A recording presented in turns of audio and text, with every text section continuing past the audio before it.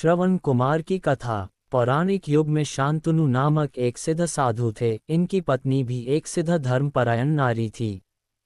कहानी उस समय की है जब शांतनु और उनकी पत्नी बहुत वृद्ध हो चुके थे और उनकी आंखों की रोशनी भी चली गई थी।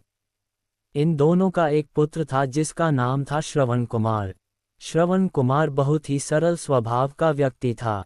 माता पिता के लिए उसके मन में बहुत प्रेम एवं श्रद्धा थी। वो दिन रात अपने माता पिता की सेवा करता था। अपने माता पिता का बच्चों की तरह लालन पालन करता था। उसके माता पिता भी स्वयं को गौरवशाली महसूस करते थे और अपने पुत्र को दिन रात हजारों दुआएं देते थे। कई बार दोनों एक दूसरे से कहते कि हम कितने धन्य हैं कि हमें श्रवण जैसा मातृभक्त पुत्र मिला, जिसने स्वयं के बारे में ना सोचकर अपना पूरा जीवन वृद्ध नेत्रहीन माता पिता की सेवा में लगा दिया। इसकी जगह कोई अन्य होता तो विवाह के बाद केवल स्वयं का हित सोचता और बूढ़े नेत्रहीन माता पिता को कहीं छोड़ाता और खुशी से अपना जीवन व्यापन करता। जब ये बात श्रवण ने सुनी तो उसने माता पिता से कहा कि मैं कुछ भी भिन्न नहीं कर रहा हूँ, यह मेरा कर्तव्य है। जब मैं छोटा था तब आपने मुझे इससे भी ज़्यादा अच्छा जीवन दिया और अब मुझे ये सौभाग्य प्राप्त हुआ है कि मैं आपकी सेवा करूं।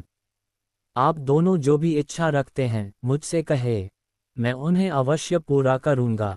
तब शांतनु और उसकी पत्नी कहते हैं, पुत्र श्रवण, हम दोनों की आयु बहुत हो चुकी है, अब जीवन का कोई भरोसा नहीं है।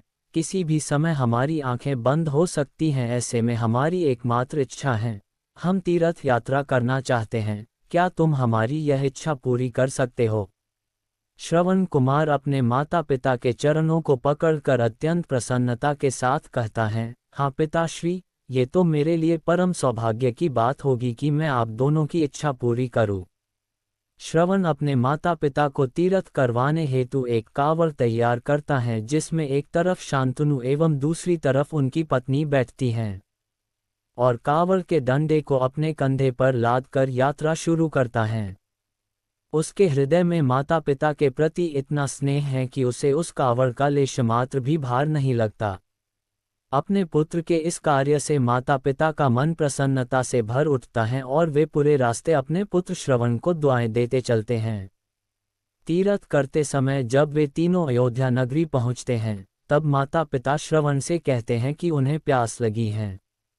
श्रवण कांवड़ को जंगल में रखकर हाथ में पत्तों का पात्र बनाकर सरयू नदी से जल लेने जाता है। उसी समय उस वन में अयोध्या के राजा दशरथ आखेट पर निकले थे और उस घने वन में वह हिरण को शिकार बनाने के लिए उसके पीछा कर रहे थे। तभी उन्हें घने जंगल में झाड़ियों के पार सरयू नदी से पानी के हलचल की आवाज आती है।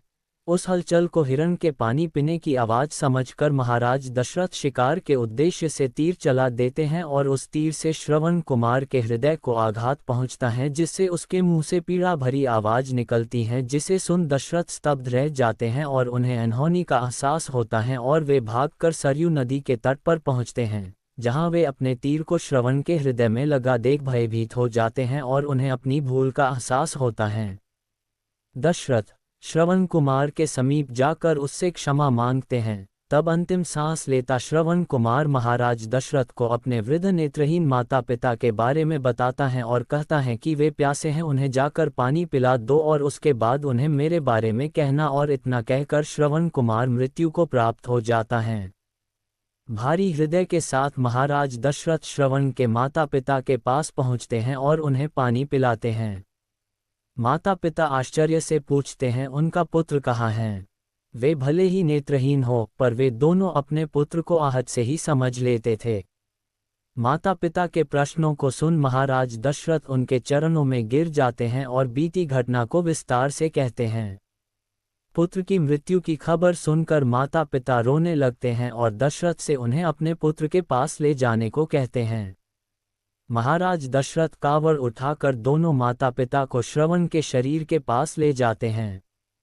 माता पिता बहुत जोर जोर से विलाप करने लगते हैं। उनके विलाप को देख महाराज दशरथ को अत्यंत ग्लानि का आभास होता है और वे अपनी करनी की क्षमा याचना करते हैं। लेकिन दुखी पिता शांतनु महाराज दशरथ को श्राप देते हैं कि जिस तरह मैं शांतनु पुत्र वियोग में मरूंगा, उसी प्रकार तुम भी पुत्र वियोग में मरोगे। इतना कहकर दोनों माता पिता अपने शरीर को त्याग मृत्यु को प्राप्त हो जाते हैं।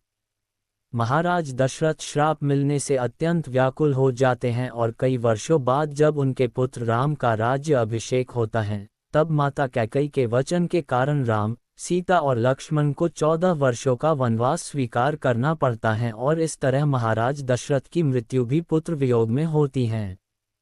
अपने अंतिम दिनों में उन्हें शांतनु के कहे शब्द याद आते हैं और वे राम के वियोग में अपना शरीर त्याग देते हैं।